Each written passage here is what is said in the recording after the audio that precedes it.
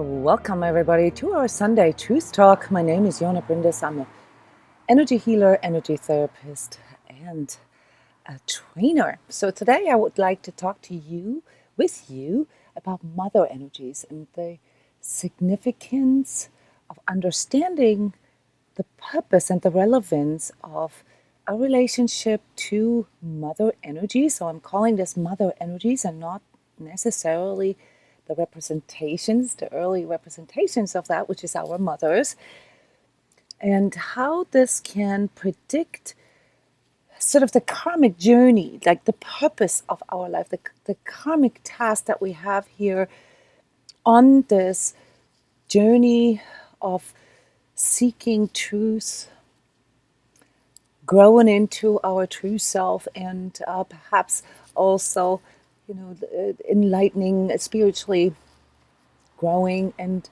learning a bit more about our inner energies, how they actually inform us about what in us needs correction, what in us needs reconciliation, what in us needs healing. So last time we talked about self-healing, and we kind of agreed that the world needs healing. And so as an energy healer, it's natural for me to illuminate the components and the mechanics of healing.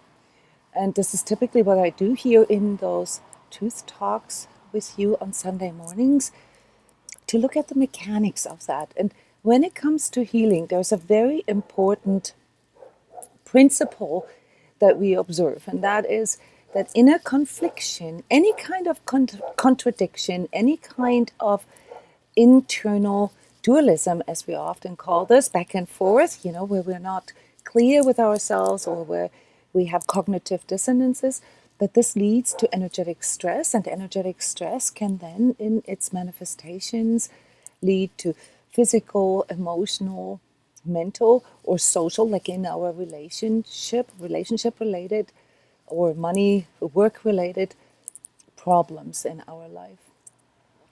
And when we look at the most fundamental aspects of healing and self-healing, we'll discover something. I want to point out that I'm not representing any particular mystic school or spiritual belief. I come from a rather scientific place. For me, this is more about sort of consciousness science. We don't really have a word for this. Esoteric sciences would be sort of the more traditional word, but it's like so many terms in spirituality, not quite formed yet. It's misfigured maybe, and that's also why I often clean up with some of the myths and misunderstandings of modern spirituality. Good to see you. I see Arizona. I want to ask you guys here, start with a poll, what your experience is before we go into the depths of it. So there's going to be a little bit of an educational part here, where I just want to sort of zoom out and increase your perspective a little bit. But I would like to ask you about your personal experience with mother energies.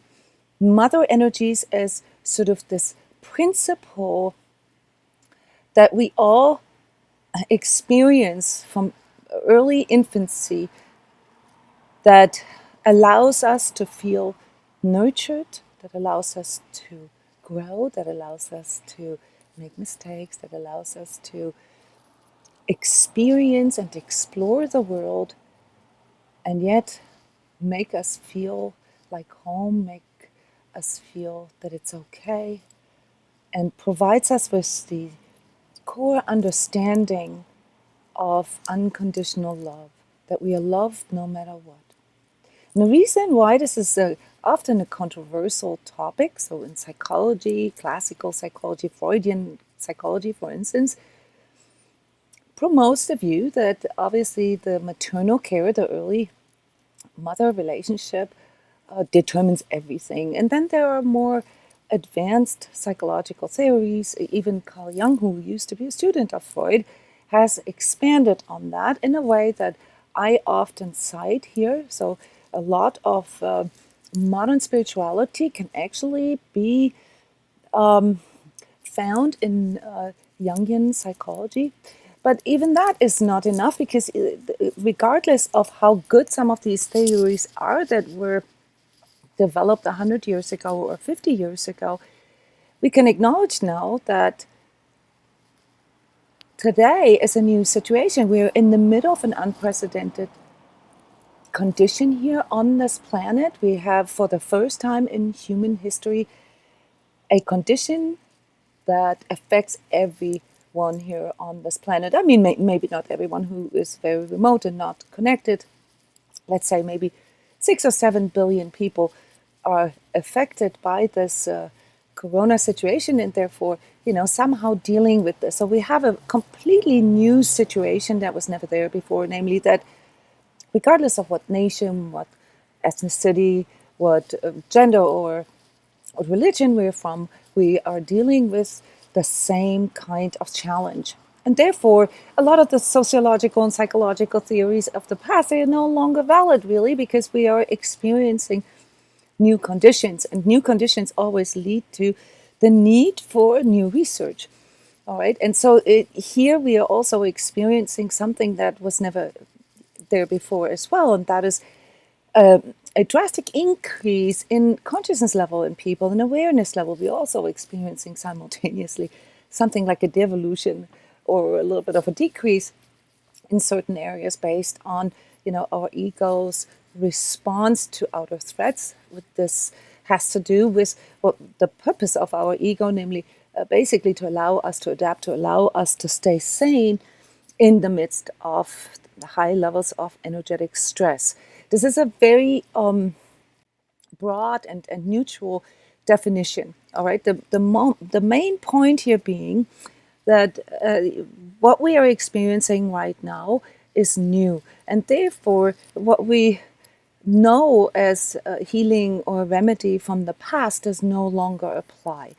We have to look at the situation from a new perspective, and this is basically what I offer here in these truth talks, by adding the energetic perspective. Why the energetic perspective? Because so many people are waking up to their energetic awareness, the subtle aspects of life, the interactions that happen in the unseen.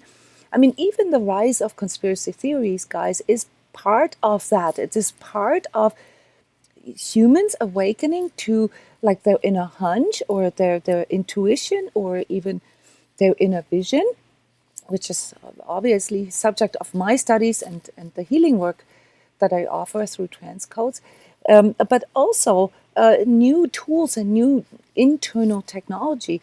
This whole self-healing technology that we are discovering within us has a lot to do with this increase in consciousness level in humanity. So no matter how dire you regard this global situation right now, I can assure you from an energetic point of view that we are in a massive transformation, one that will really change the world in a way that we now adding new technology, not technical technology, but internal technology to our repertoire of remedies. And that's why, looking through the lens of energy healing, we can discover aspects that we have never really seen before. Now, some of you who have been following my work here for years have heard me talk about the collective task being reducing or overcoming this barrier. I often talk about this in conjunction with our energy centers between our third and fourth chakra. That's our solar plexus energy and our heart energy.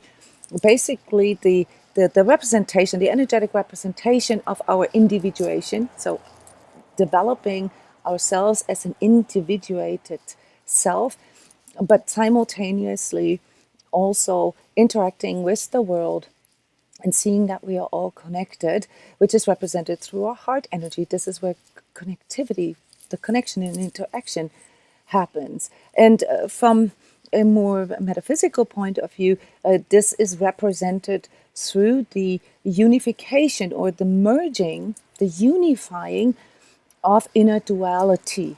And I'm sure you've heard this word before, but really what this means is that the human existence, like right when we come to this world, no matter where or under what conditions, we are experiencing an immediate dualism with our existence, and that is that we have genders. We have genders. Genders are masculine and feminine, and they're often regarded as sort of positive, negative, not with with their meaning, in their meaning, but as their like sort of electrical charge.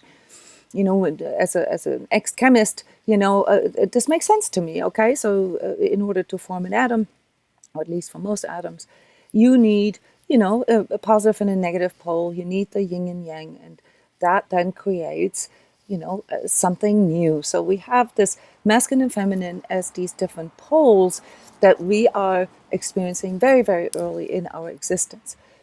As our consciousness develops, actually as our brain develops. So by the time we're 5, 6 years old, we begin to understand concepts, we begin to ask deeper questions, and there we'll also discover other dualisms in us, namely, for instance, the fact that we're going to die one day, right? That's a dualism, all right? So I'm coming here into this world, I'm busy growing up, and yet at the same time, I know that there's an expiration date on there. I experience, due to the power of my consciousness, which is not bound to time and space. Even a 5 or 6 year old feels that, all right, in a mortal body. So I'm experiencing sort of an immortal part of myself in a mortal body. What does this all have to do with mother energies? I'll tell you what it has to do with it. Because mother energies are representing one part of this inner dualism. So if you distance yourself for a second here from mother herself, okay, so from this archetype of mother, if you just look at it as an energy form, and I will explain later why this is so important in our personal healing process, but also in our collective healing process.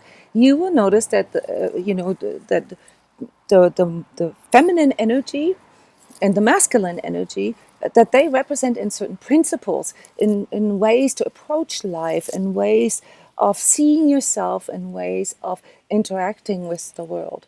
Yeah, so we could, I guess, agree that war making and conquering and so forth are very classical representations. Not the only ones, don't get me wrong, no worries here. I'm not going to go into gender stuff with this, okay? But that this is a representation of a father, more masculine energy, whereas, this learning and expanding and growing and nurturing, it's more benign. It feels more connected to feminine, to mother energies.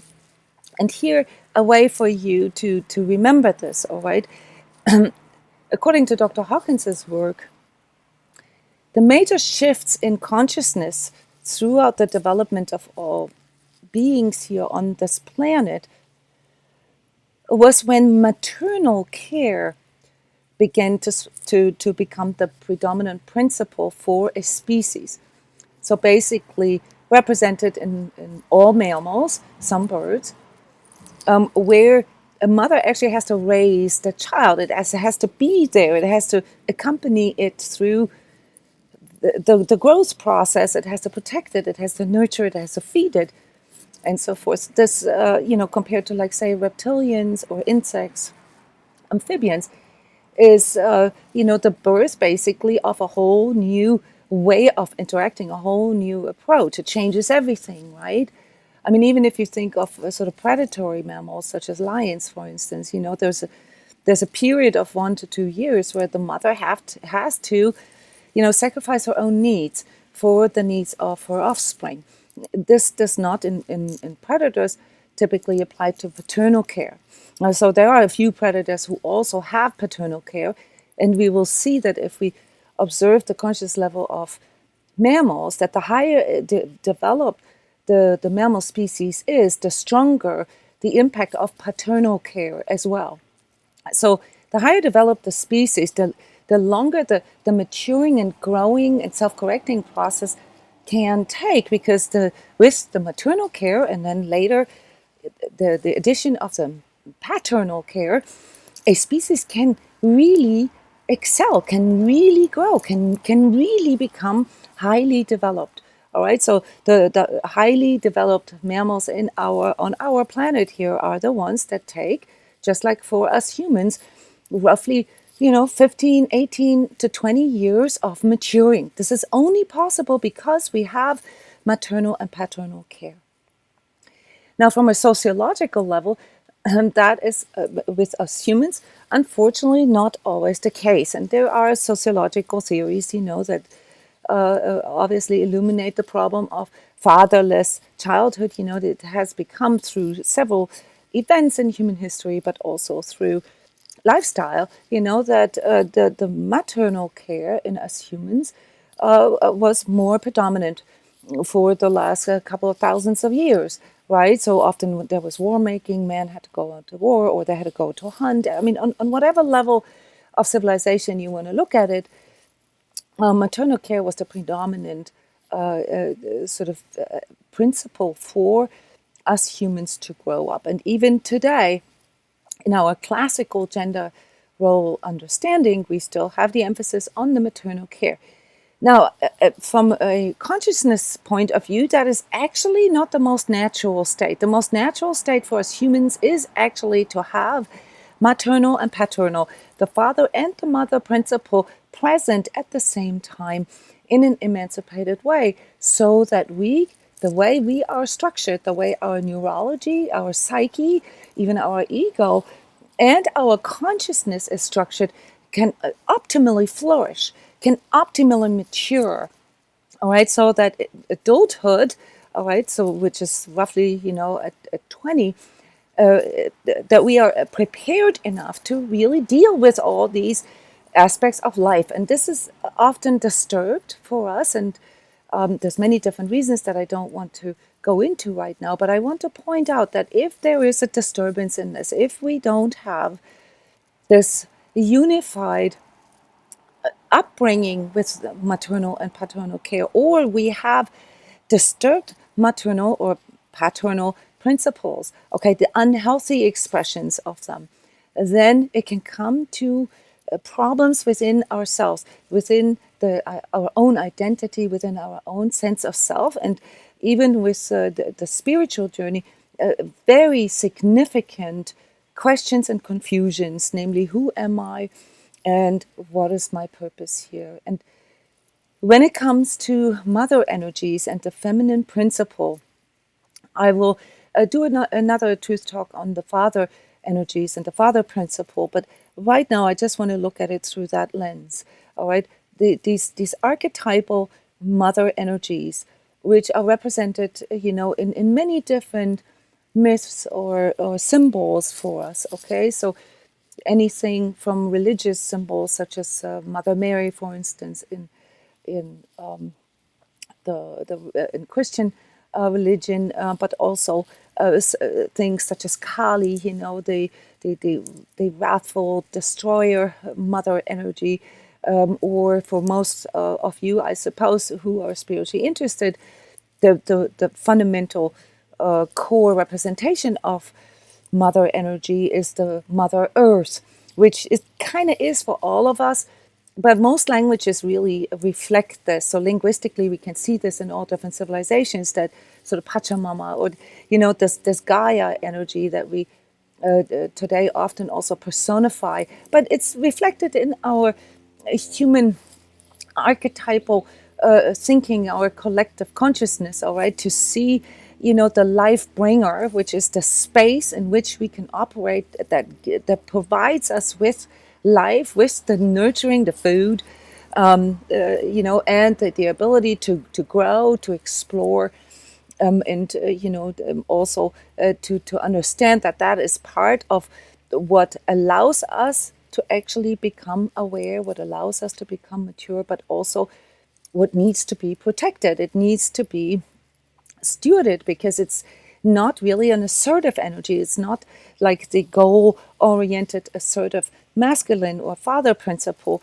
The father principle for us is the part here that gets us going, that leads to progress in sort of more assertive ways, that allows for provision on a larger scale and for protection on a larger scale and for the strength to actually follow through. And it has this decision making and goal oriented, result oriented energy that we need. It also brings in the rationale and the knowledge and the performance and the measurement and the power over matter. Whereas the mother energies really focus around the space giving, the life providing, and the growth and the intuition, the cycles of nature, the cycle of life is associated with the mother energies.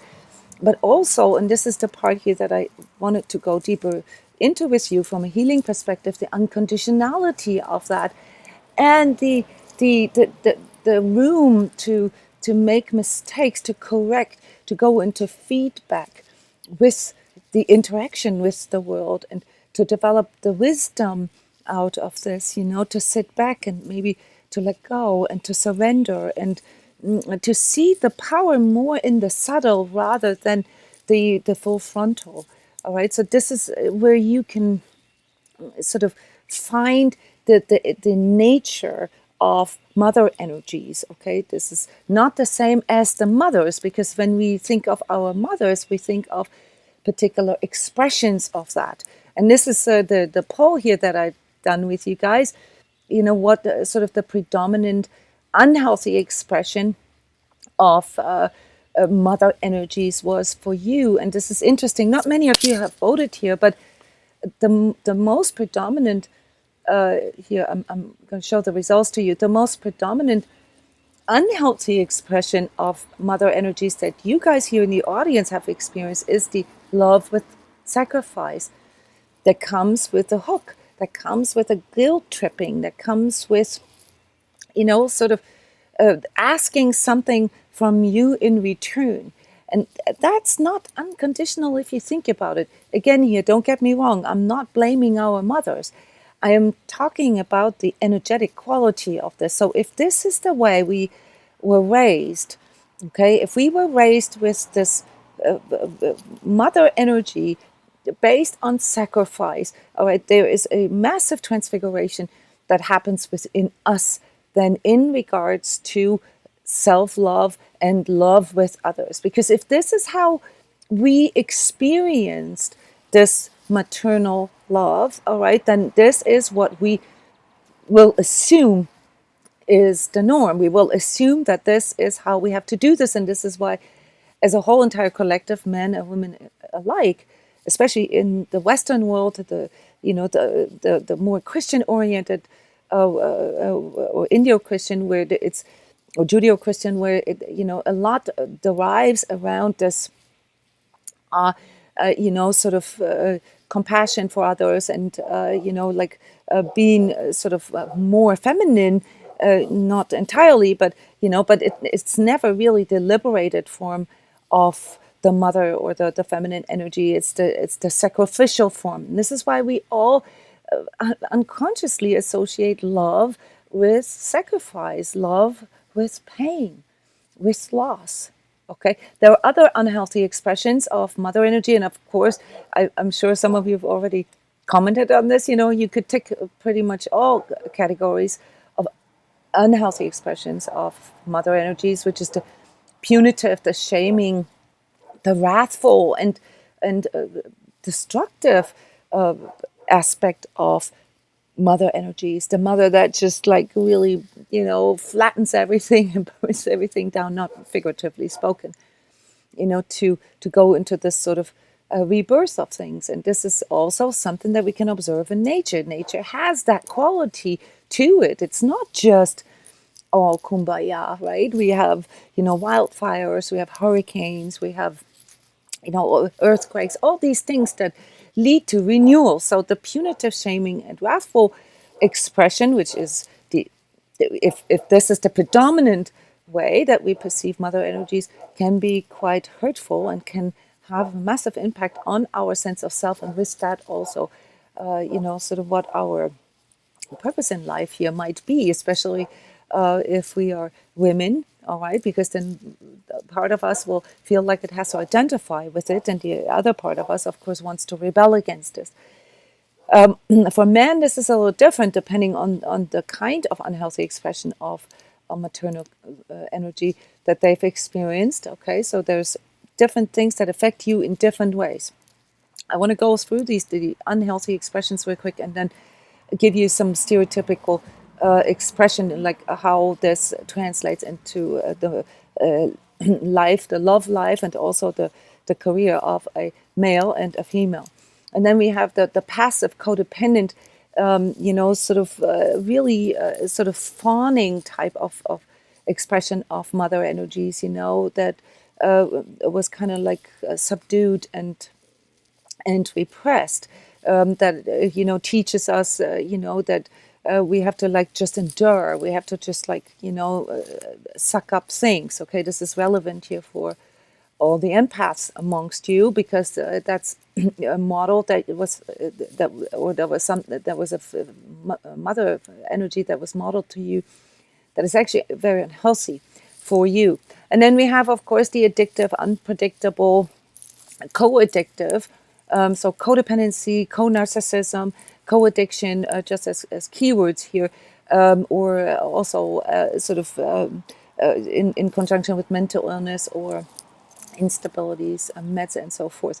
So these are, just a few of unhealthy expressions of mother energies in our lives, but they can have a major impact on our the purpose and on our outlook on life, and especially on our relationships. And here, I really want to bring in a completely new point of view, and that is, if you look at mother energies, not just in its unhealthy expressions, let's just assume or agree that all expressions are part of it, okay? So we need the renewal energies, for instance, this like burning down the house, this phoenix energy to start something new. This is a very powerful a part of our psyche, to really be willing to start new. We need the sacrifice once in a while, because especially as mothers, all right, we have to, but as fathers as well, okay, we have to, put our own needs aside for the time that we are dedicating, for instance, to grow, to raise our children, or to nurture a relationship. So it's not just in regards to actually raising offspring children. There are times where we have to put our own needs aside in order to make choices that are better for the greater good.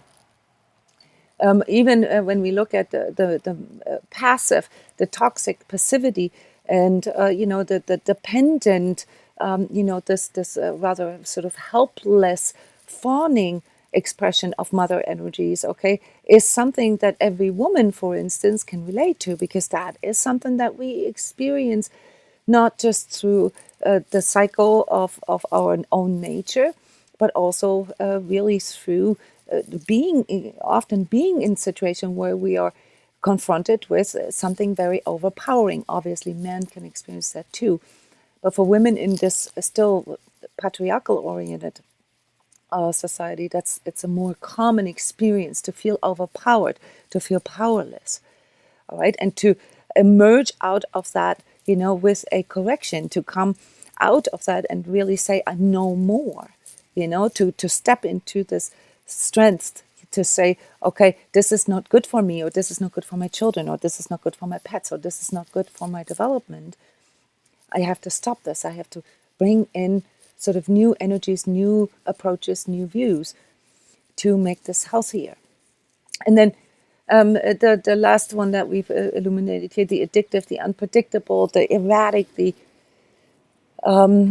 somewhat sort of manipulative version of mother energies. Okay, that acts in the covert, that acts in the hidden, that uses emotional manipulation to regain power.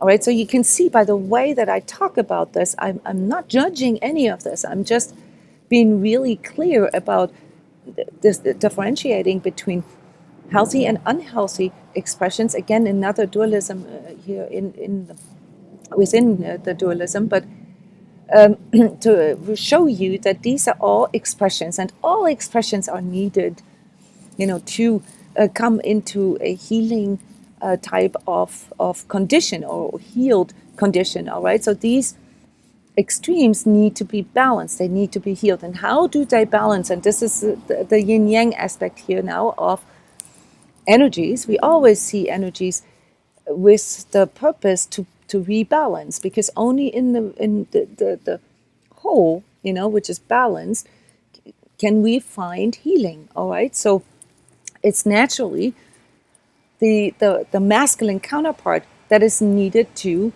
rebalance this. So if you've had mostly experience with these unhealthy expressions of femininity, then it's probably because the counterpart, the masculine energy, the father energies, weren't present enough, or they were unhealthy as well. So if one part in us is imbalanced, the other part responds with imbalance as well. And healing then is the conscious process of unifying, of reconnecting, of rebalancing it. So you could basically say that collectively our main task here, in order to evolve, in order to move on to the next level of consciousness, which can then also allow us to heal the planet, to heal the world, the unhealthy expressions of our interaction, through the liberated or emancipated, sort of togetherness of masculine and feminine energies. This is sort of what I often describe as this collective task of unifying masculine and feminine energies within. Well, what happens when this happens, when we begin to unify this? So many of you, especially if you're of the younger generation, you are already sort of transmuting gender inside of you. It's no longer either or. So this is the beginning of an intuitive healing process, okay, where you no longer subscribe to all these role models and the expressions that we are used to through having been in this patriarchal society with all the values that come with this, okay. But now this needs to step up. This needs to go to the next level, namely, how can I reconcile? How can I actually get to that yin yang in me? How can I unify this? So the first step is really understanding that both are needed, and that masculine and feminine, mother and father energies. And if we have a disturbance here, or if we've had a traumatic or painful experience with mother or father energies, then it is clear that there is an imbalance. It just is. This is nobody's fault. It's not even our parents' fault. There is no such thing as a perfect parent, okay?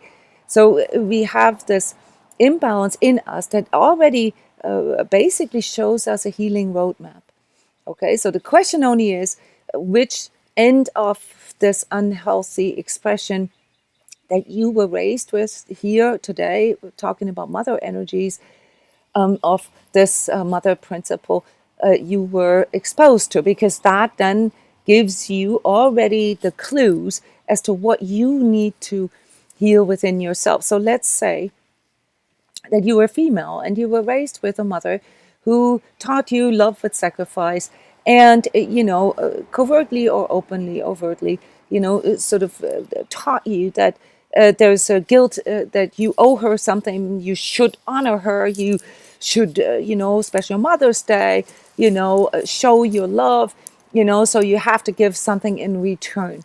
If you were raised that way as a female, what you will do, you will most likely replicate that. You will most likely use similar phrases and have similar views. You will perceive, going into a relationship, or marrying or forming a family as a sacrifice. You will intrinsically feel that you have to give something up, and that you are entitled to get something for it in return. And if that does not happen, or if that doesn't happen in the way that you want this, then you basically turn into an unhealthy expression, namely the resentful lover, the resentful provider, the resentful mother, and that can get you into any of the other categories then, as the future relationship partner, the future mother that you grow into. All right. So what if you, as a female, grow up with a punitive, shaming, wrathful mother? That maybe has experienced, all this, love with sacrifice and the disappointment and the resentment there. And it's not even your fault, okay? Let's just say that all this has been inherited over generations through your family karma or just through our collective karma. What will this make you do? From my experience as an energy healer, someone who was raised with a punitive, a shaming, wrathful mother, well, first and foremost, not trust feminine energies altogether. And this is also the same for males. All right, so you will not trust in your own feminine energies. And for a woman, that is quite detrimental because, even though we talk about yin yang and balance, the balance in a woman, feminine, masculine energy is like 60% feminine, 40% masculine energy. So if you cannot trust in 60% of your source of power, you will, and you tend to sort of orient yourself towards the more masculine aspects of yourself, then you will cut yourself off from a major source of power. It's practically impossible for you to actually develop something like unconditional love and self-love towards yourself because you cannot trust in that energy. If you are a male and you were raised by this expression of mother energies, you will not trust women, and you will probably experience a series of disappointment, and you'll be very, very careful. You might have become actually victim of, this expression of feminine energies, and it will further confirm that the only way you can really handle this would be to rely on your masculine energies, and you'll favor your masculine energies and have a hard time connecting with the unconditional part in you, the loving part in you, the part that allows yourself to grow. So you'll probably tend to become more authoritarian or be very, very performance oriented and just believe sort of in these patriarchal or paternal values. And now, if you had a mother that was very passive, very codependent, and very fawning in nature, what will happen to you if you're a female, a daughter?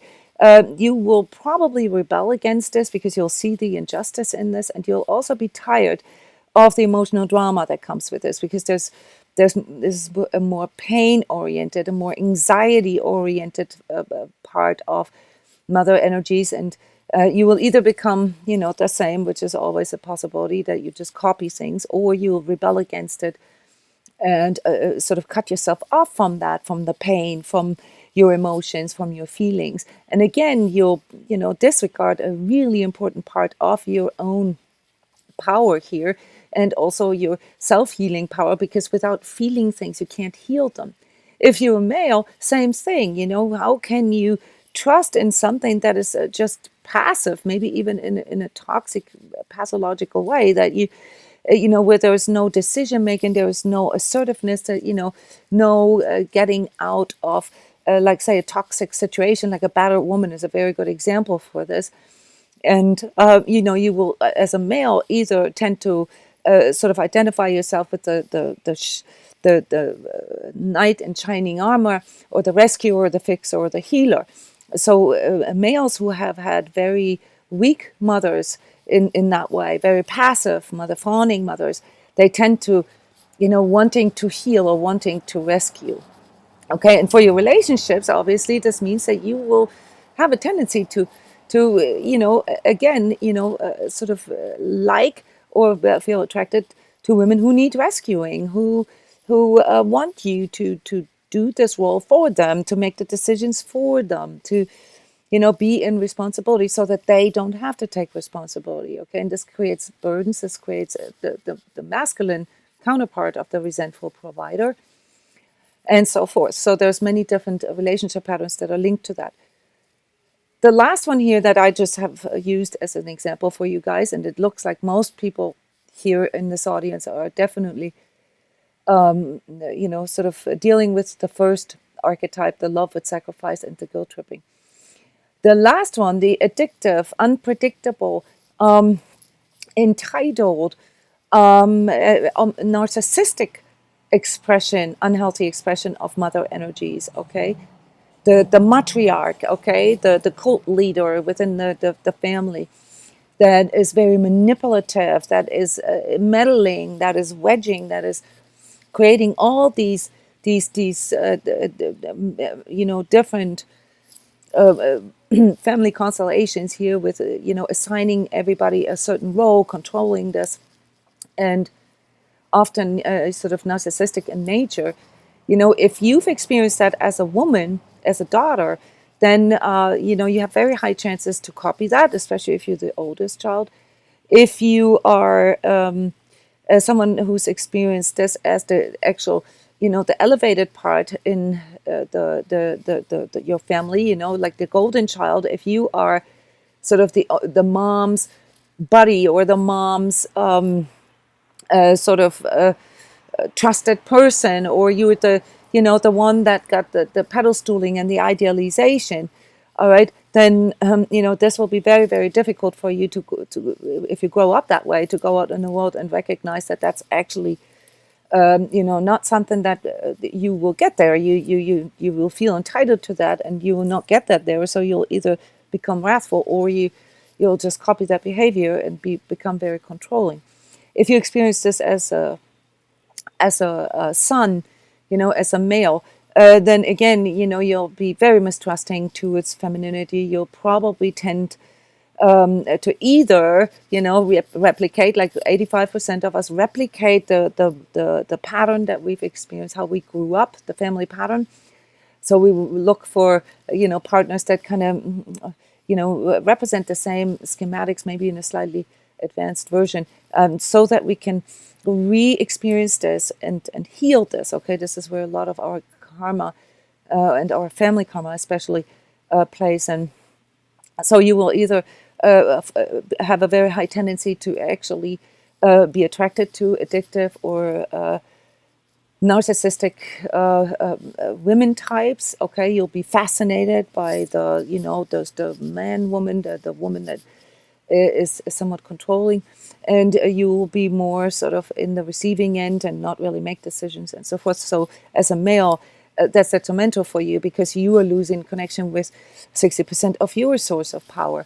All right, and as a female, again here, you really only have the options between codependency or narcissism, really, because the counterpart to narcissism in that family constellation, in conjunction with narcissistic mother energies, it's not actually the counterpart, but the other end of the scale is the codependency. So you go into, either way, you're going to have relationships that are massively influenced by, these unhealthy expressions of mother energies. Okay, and again here, all that said, not based on psychology or based on like it's all a mother's fault.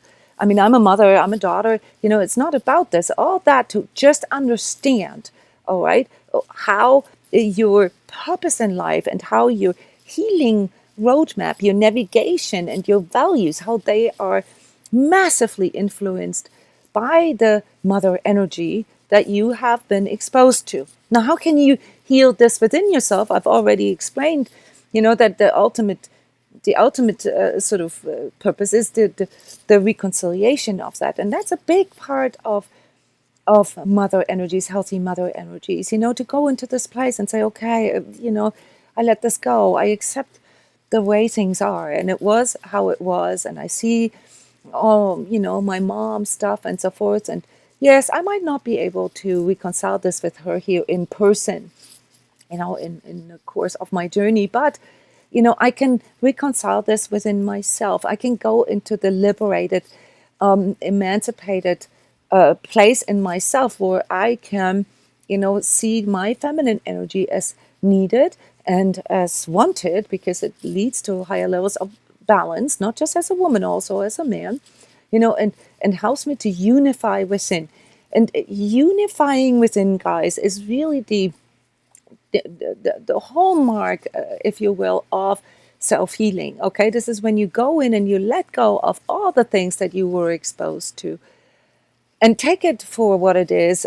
Just see it clearly, have that clarity of what has influenced you, just like how you were born into a certain socioeconomical group, you're born in a certain climate zone, blah, blah, blah, blah, blah. Those are just outer conditions that you didn't decide this, okay? So this is just like sort of the cards that were dealt to you in the beginning, and but that the unifying, these dualisms inside of these, all these stressors, all these contradictions inside of you, that's actually the expression of this emancipated feminine or mother energy in you. It unfolds unconditional love for yourself, unconditional self-love. That is the healing frequency that we need, whether it's that we want to heal ourselves on a physical, emotional, mental, relationship level, and even on a spiritual level.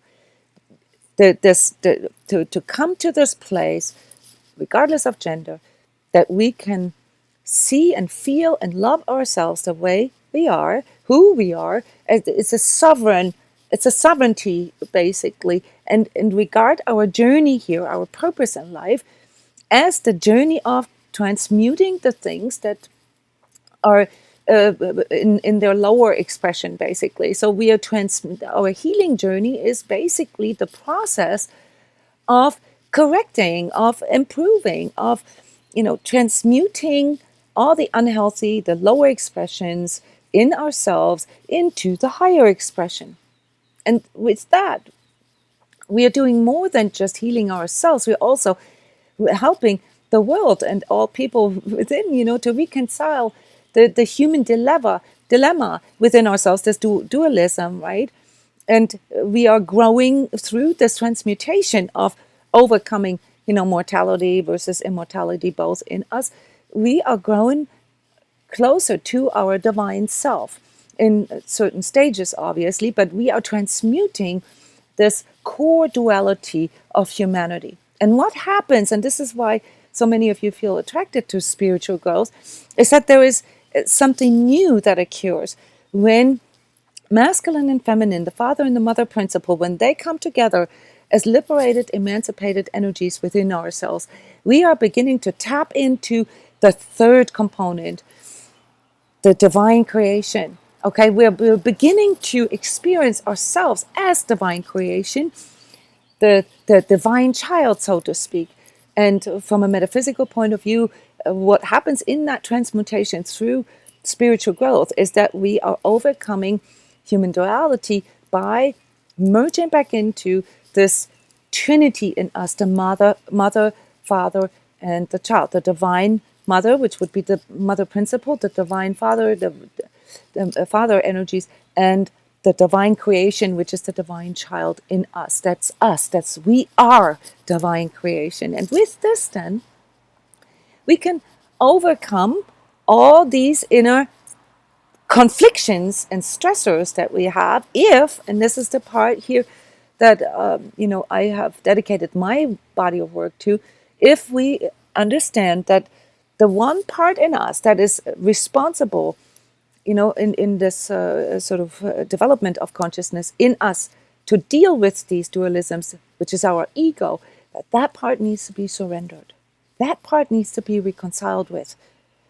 Because we no longer need the ego in this transmuted, liberated, and sovereign soul self awareness. This is no longer needed, and therefore, for many of us right now, the hardest part is really to overcome all these egos notions, especially when it comes to survival and so forth, because it drives us back into our dualism.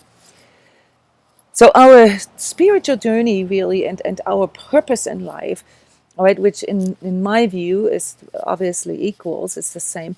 It's really the stewardship of all our own energies, that we understand that we are not just, this bag of meat with a soul. We're not even just a soul with a body. We came here with our consciousness, and our consciousness allows us to transmute this contradiction, okay, this mortal versus immortal part in us.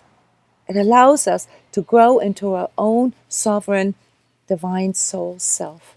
And with it, and this is the part here that we really need to understand in conjunction with mother energies, we will have to learn to heal those unhealthy expressions of mother and father energies. Today we talked about mother energies.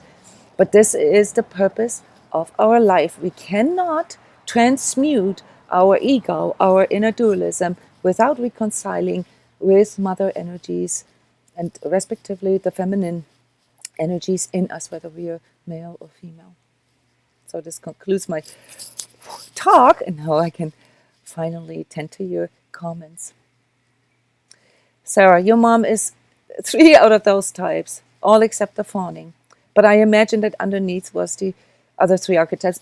Sarah, I just picked these 4. It's way more intricate, and this is psychology, has investigated this quite a bit. I recommend to read Winnicott because he really looks at it from a sort of perspective of the true self, okay, and doesn't really look at it as mother or father, but the early caretaker and so forth. So psychology is also making strides to no longer personify.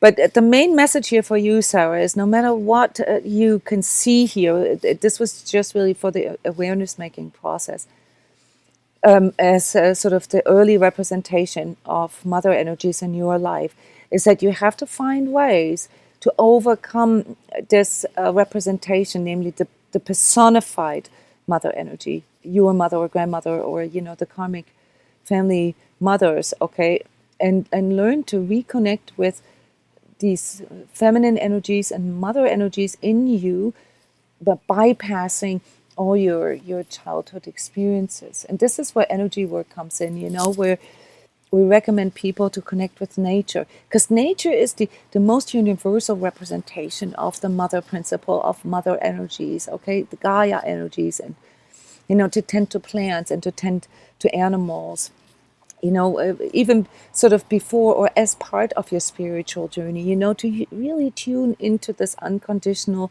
love and care without sacrifice.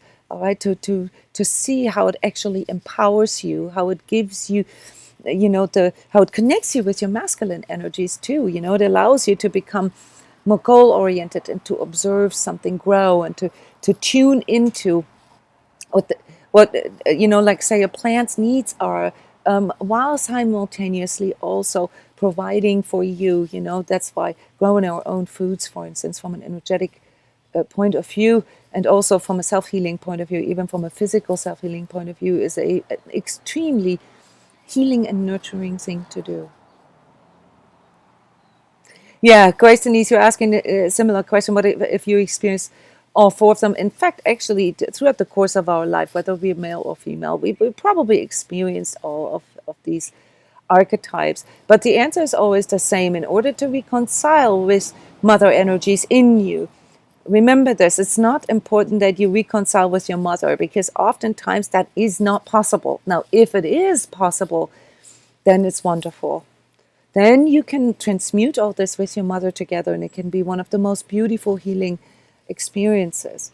But if you cannot reconcile this with your mother because there's, like, say, too many burnt bridges, too much bad blood, or whatever, or if these toxic or unhealthy patterns, if they continue, all right, then I would say you distance yourself from your actual 3D mother, but that doesn't mean you can't reconcile this within yourself. So you can go into this etheric reconciliation on the outside by tuning into your feminine energies and learning to trust in them again. And like I said, working with nature is a very good way of doing that. But it can also be your task here in your relationships, okay? If you've experienced mostly only unhealthy expressions of mother energies, then your healing path in your life and the purpose of your life will probably be dedicated to that. How to reconcile, not just with mother energies in you, but how to reconcile with these, hurt or wounded or attacked feminine energies in you.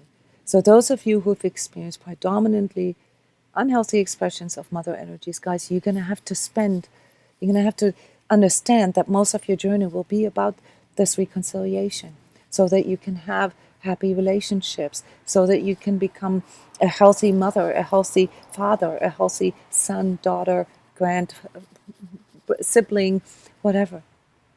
Okay, so it's really, really important that you understand this. There's a lot of metaphysical concepts out there that basically, say the same thing. I just offered you my personal rendering.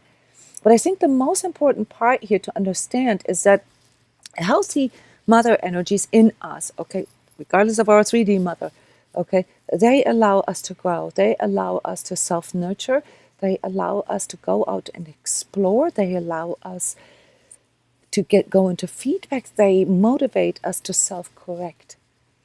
All right, and they help us to understand that life is not just like how this father principle, like, focus on one goal, and then you got to go for it. Okay, this is where the confusion is in a lot of young people right now, that they don't have a goal. And I'm telling you, you don't need to have this goal per se. Your goal can be the reconciliation, the transmutation, and the healing of all of this in you. And this is a wonderful goal, because that will ultimately then heal humanity and the planet. Sarah is asking, so Heros Gamos is one of those metaphysical concepts behind this. It's very, the marriage of the liberated divine masculine and feminine energies within us that then produces sort of this trine divine self in us, the divine creation. We as the divine child. I've written a lot of articles about this, Sarah, and there will be a transcript with this video. Personally, my favorite really in regards to understanding also the sociological and the impact on our society and the larger perspective is Rudolf Steiner. I think he's basically, again, 100 years ago, needs to be adapted a little bit, is often adapted. We have concepts for him that we already live, Waldorf and stuff like that, permaculture and so forth. Most of the concepts that Rudolf Steiner has brought into our sort of spiritual and sociological concepts here, like new concepts, are very valid and absolutely timely. So if you wanted to really study this, I would suggest that you study Rudolf Steiner, and especially, in regards to how we can, as these sort of reborn, divine selves in that sort of reconciled and healed understanding, how we can bring this into the world, how we can actually help our societies to heal, starting with the way we treat nature, the way we treat our children, the way we look at politics, the way we look at our society, the way we look at economy and so forth. Oh, that's cool. So you've already, and your daughter's in Waldorf. Yeah, so for those of you who are really interested in this, obviously you can also Google keywords such as Heros Gamos and so forth. But I have to warn you, within New Age, the whole mother energy has been misfigured. And this is the part where I catch a lot of shit, because it has been made special. Obviously, we have social injustice. Obviously, we have we live in the sort of last hurrahs of the patriarchy, and obviously this is all moving towards emancipation, and obviously the first attempts of emancipation in the last 100 years weren't really balanced. Okay, so making goddess energies and mother and female energies all special and better, you see, it's just a replication of the same old. Okay, that is not the way. That is not how this goes. Okay, self-healing is the way. And self-healing comes out of the unified masculine and feminine energy within you. And the outer expression of that in our families and our societies needs to be obviously an equality there. There can't be a differentiation in genders. Okay, this is archaic. All right, from a self-healing point of view, or from an energetic point of view, that's complete horseshit, really. But we do, of course, due to the imbalance that we have in our societies, we do need to focus more on reintegrating those feminine energies, and those happen to be, things that connect us with spirituality. That they have to do with intuition and creativity and unfoldment and correction and healing. So these big topics here for our collective, they are all feminine principles. Okay, so yes, in that way, we are all reintegrating feminine energy so that our societies can become more equal, can, go into this unified place. But it has nothing to do with genders, guys. The gender expression of it and the social injustice that we as women experience has nothing to do with that. And that is something that comes as a consequence of us liberating ourselves. Okay. And we can, if you want to have a truth talk about this one day, please let me know what the topics are that you want to talk about here, that you want me to cover in the future. But I want to thank you for being here and for spending your time with me and for interacting with me. Please continue to comment here in this video, whether you see this here on Facebook or Patreon or YouTube. There's extensive archives of, spiritual concepts, metaphysical concepts, awakening essentials, and so forth on my YouTube channel, also on my Patreon. I go deep into the energies of every week, illuminated from this energetic point of view, and of course, lots of articles on my blog and so forth. So sign up for my email list. I'm looking forward to seeing you again next Sunday, and I wish all of you a wonderful Sunday and celebration and honoring of mother energies, even if you might not be able to do this with your actual mother. Okay, this is not in the foreground, but if you can do this with your mother, then even better. And I'm sending you and all the mothers here on this planet lots of love. Bye bye.